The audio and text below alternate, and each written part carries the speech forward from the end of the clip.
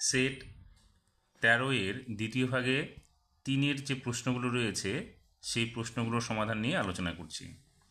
ক নম্বর প্রশ্ন বলেছে, প্রীতমের বাবা বাজার থেকে 5/2/3 কিগ্রা আটা, 1/1/7 কিগ্রা ডাল ও 2/3/14 কিগ্রা ময়দা কিনেছেন। তিনি মোট কত কিগ্রা জিনিস কিনেছেন? এখানে যেহেতু মোট বলেছে তাহলে আমাদের কি করতে হবে, এই যে কেনা অংশগুলো সেগুলো আমাদের সব যোগ করে দিতে হবে। তাহলে এখানে দেখো আমরা নিয়ে যোগ করছি, এটা কি করতে হবে, ভাঙাতে হবে আগে। তাহলে 5×3 = 15, 15 আর 2 যোগ করলে 17, তাহলে উপরে হবে 17, নিচে হবে 3। পরেরটা ভাঙালে হবে 7 × 7 আর উপরে 1 যোগ করব, তাহলে হবে 8, নিচে হবে 7। এটা কি হবে, 14×2 = 28 আর 3 হচ্ছে 31, তাহলে এখানে লিখব উপরে 31 আর নিচে লিখব 14। এখন কি করব, আমরা নিচে যে হরগুলো আছে সেগুলোর আমরা লসাগু বের করব। তাহলে 3, 7 আর 14, তাহলে লসাগুটা বের করে দেখো কত হচ্ছে, 3, 7 আর 14।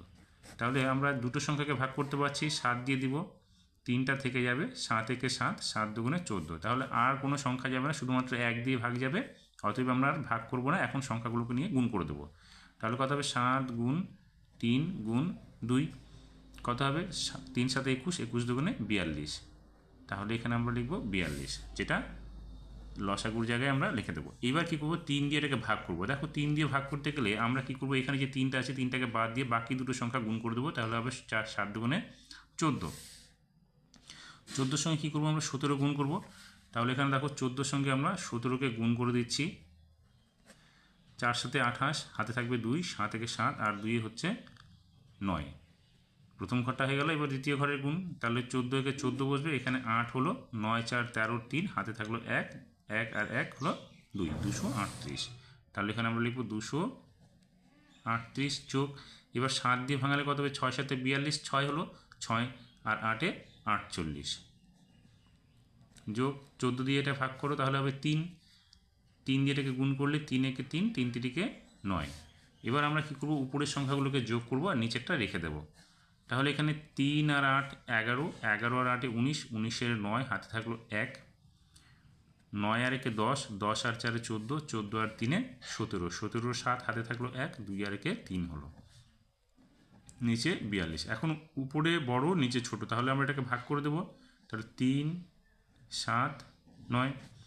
এখন এখানে দুটো সংখ্যা, আমরা দুটো সংখ্যা যদি নিই তাহলে এটা 37 ছোট হয়ে যাচ্ছে, 42টা বড় হয়ে যাচ্ছে, আমাদেরকে 3টে ঘর নিতে হবে। এবার 3টে ঘর নিতে গেলে আমরা দেখো এখানে 9 বার যদি গুণ করি তাহলে 4 নং 36 আর 9 × 2 = 18, 8 হাতে থাকবে 1, তাহলে 4 নং 36 আর 1 37, তাহলে 9 বার আমরা দিতে পারবো। তাহলে এখানে আমরা দিব 9, 9 × 2 = 18, 8 হাতে থাকবে 1, 4 নং 36 আর 1 37, বিয়োগ করলে এখানে 1 বাজবে, তাহলে 1টা আমরা লিখব উপরে, নিচে লিখব 42। তাহলে কত হলো আমাদের, 9/1/42। তাহলে উত্তরটা আমরা কী লিখব, উত্তরটা দেখো এখানে কি বলেছে, তিনি মোট কত কিগ্রা জিনিস কিনেছেন।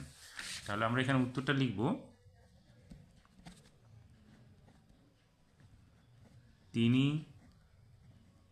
মোট 9/1/42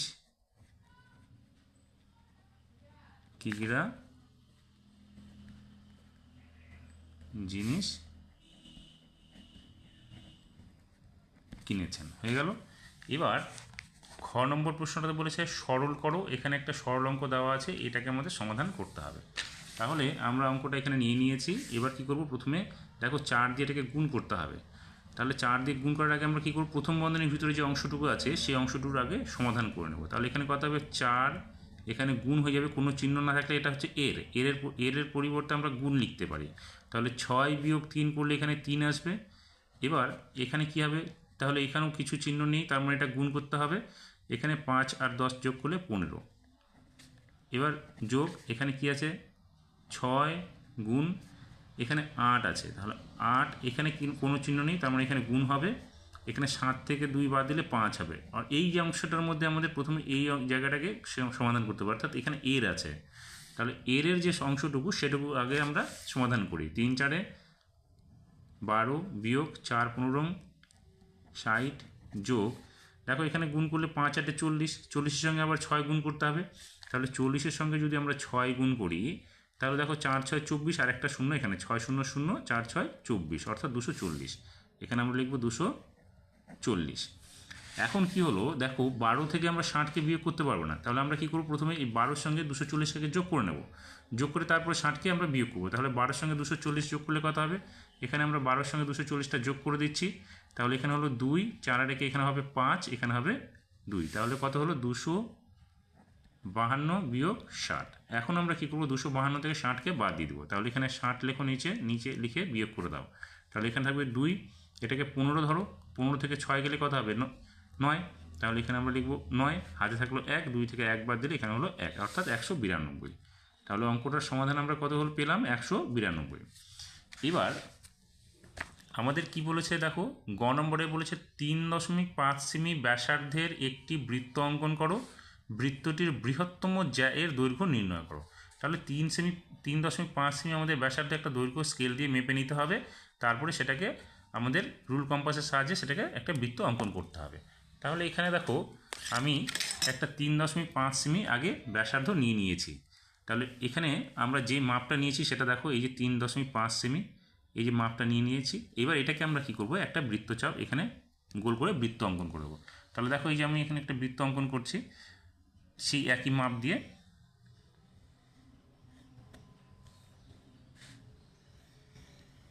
এই হয়ে গেল আমাদের সেই বৃত্তটা। এবার এই যে অংশটা কাটার যে অংশটা, এই যে অংশটা এটাকে আমরা ধরবো কেন্দ্র। তাহলে এখানে আমরা কী করবো, একটা এখানে আমরা একটা পয়েন্ট করে নিলাম, এখানে একটা নাম দিয়ে দিলাম, কেন্দ্রটার নাম ও কেন্দ্রীয় বৃত্ত, যার ব্যাসার্ধ কত 3.5। এবার আমাদের যেহেতু বলেছে যে এখানে দেখো প্রশ্নে বলা আছে আমাদের কি বলেছে যে বৃত্তটির বৃহত্তম জ্যা এর দৈর্ঘ্য। বৃহত্তম জ্যা কোনটা হয়, বৃহত্তম জ্যা হচ্ছে আমাদের কি ব্যাসটা, অর্থাৎ কেন্দ্র বরাবর যে আমরা দাগটা টানবো সেটাই হচ্ছে আমাদের কি ব্যাস, সেটাই হচ্ছে বৃহত্তম জ্যা। তাহলে এখানে আমরা এখানে একটা দাগ দিয়ে দিই আগে।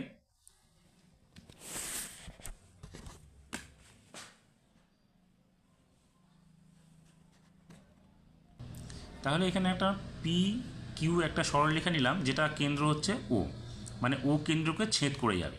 তাহলে ব্যাসার্ধ কি, ব্যাসার্ধ দেখো এই অংশটুকু হচ্ছে আমাদের ব্যাসার্ধ, অর্থাৎ এটার অংশটা কত 3.5 সেমি।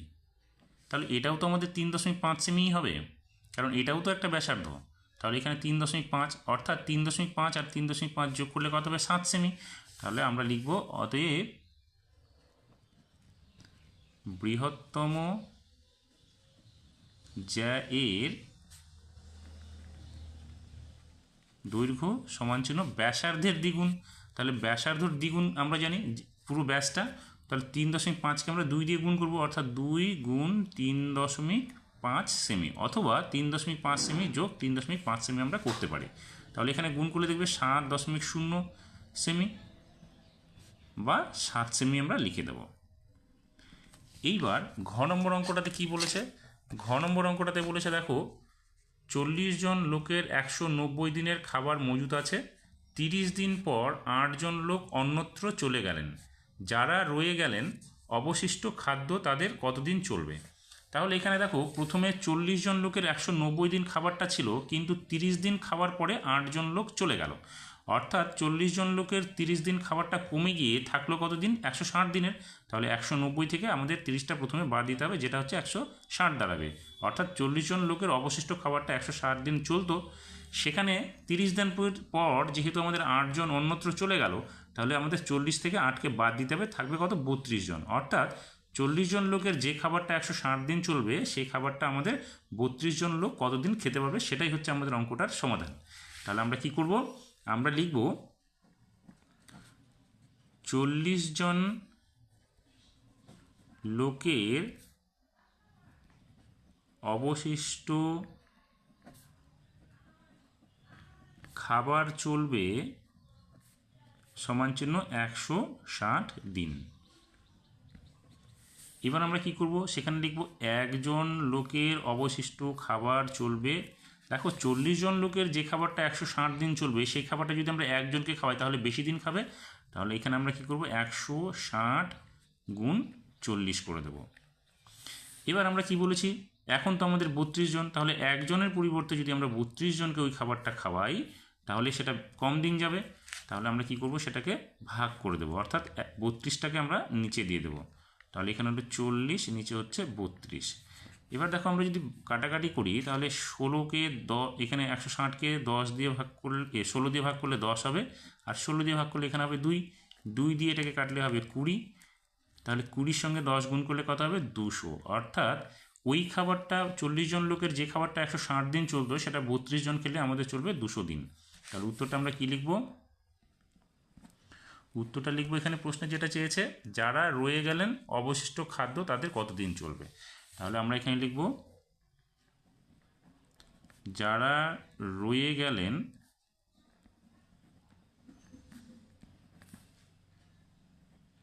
তাদের অবশিষ্ট খাদ্য 200 দিন চলবে। এবার শেষের দিকে যে প্রশ্নটা রয়েছে দেখো 9 নম্বরে, এখানে বলেছে তোমাদের বিদ্যালয়ে 1 সপ্তাহে 5ম শ্রেণীতে অনুপস্থিত ছাত্রছাত্রীর তালিকা দেওয়া হলো।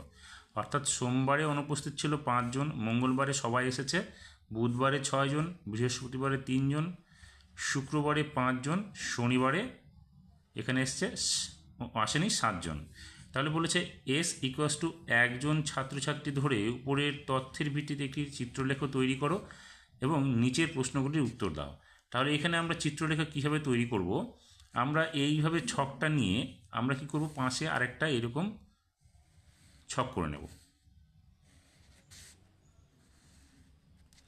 তাহলে এখানে চিত্রলেখার ঘরটা আমরা এইভাবে করে দেব।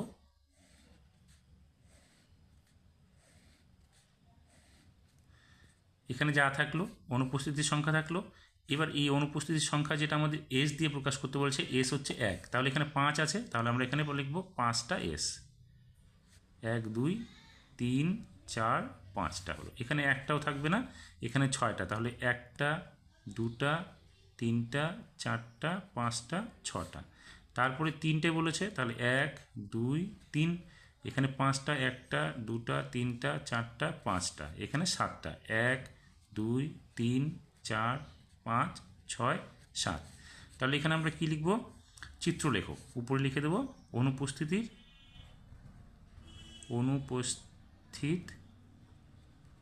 চিত্রলেখ।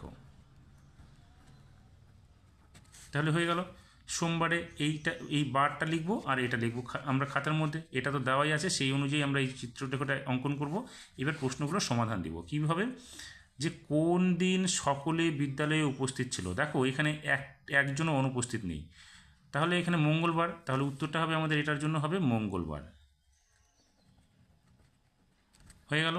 বলছে কবে সবচেয়ে বেশি সংখ্যার ছাত্রী অনুপস্থিত ছিল। দেখো এখানে 7 জন বেশি হচ্ছে, তাহলে শনিবার, তাহলে আমরা এখানে লিখব শনিবার।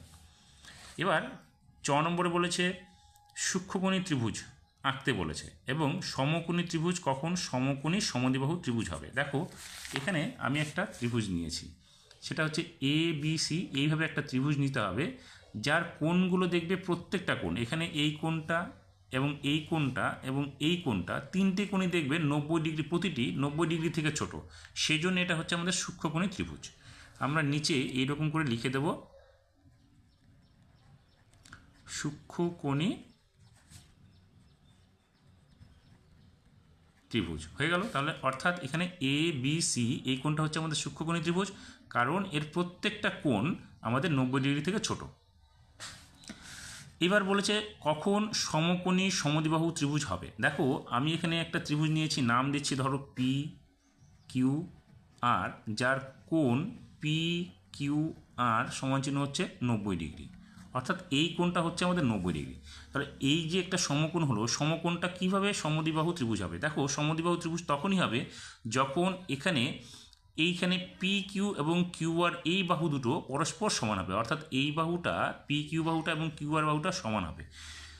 তাহলে এখানে আমি PQকে নিয়েছি 3 সেমি এবং এখানে QRকে নিয়েছি 3 সেমি, তাহলে এই দুটো বাহু আমাদের দৈর্ঘ্যটা সমান হচ্ছে এবং এই কোণটা সমান হলো 90 ডিগ্রি, অর্থাৎ বাহু দুটো সমান কার এই কোণ সংলগ্ন বাহু দুটি যখন সমান হচ্ছে তখন এই ত্রিভুজটা হচ্ছে আমাদের সমকোণী সমদ্বিবাহু ত্রিভুজ। তাহলে আমরা এইভাবে লিখব, সমকোণ সংলগ্ন বাহু দুটি পরস্পর সমান হলে সমকোণী ত্রিভুজটি সমকোণী সমদ্বিবাহু ত্রিভুজ হবে। এইভাবে আমরা লিখে দিলে তার সমাধানটা হয়ে যাবে।